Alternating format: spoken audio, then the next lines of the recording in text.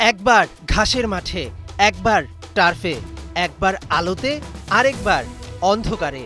পারলে তো লাগেজই রেখে দেয় এয়ারপোর্টে। ভারতীয়দের বাংলাদেশের সঙ্গে একই ব্যবহার।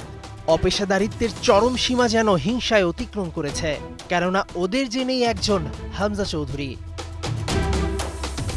আমরা জানি এটা ওদের স্ট্র্যাটেজি, বাট আমরা এই স্ট্র্যাটেজিকে মোকাবেলা করার জন্য আমাদের প্র্যাকটিস করতে হবে। সো আমাদেরকে আজকে যে আপনারা জানেন গতকালকে যে মাঠটা দেওয়া হয়েছিল সেটাতে আজকে বলা হচ্ছিল সেটাতে করার জন্য, বাট আমরা এগ্রি না যে আমরা ওই মাঠে করা আসলে না করার মতোই। যে কোনো ফিফা এফসির ইভেন্টের 2 দিন আগে অতিথি দেশকে অনুশীলনের জন্য বিনামূল্যে মাঠ দেয় হোস্ট কান্ট্রি।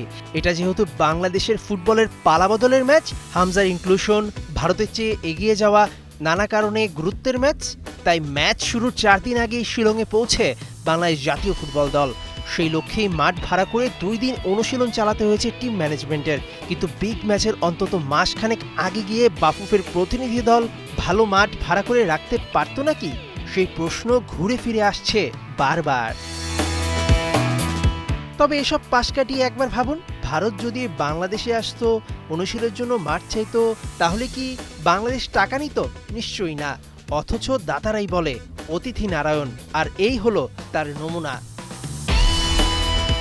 মূলত বাংলাদেশকে অনুশীলনে অমনোযোগী করতেই ভারতীয়দের এই কৌশল, অযথা হয়রানি।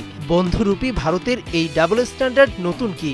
তবে হামজা চৌধুরী বাংলাকে কেউ দমিয়ে রাখতে পারেনি, পারবেও না। জবাবটা দেবে 25 মার্চ 60,000 দর্শকদের সামনে।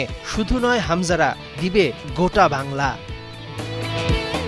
মেহেদী নাইম, 71।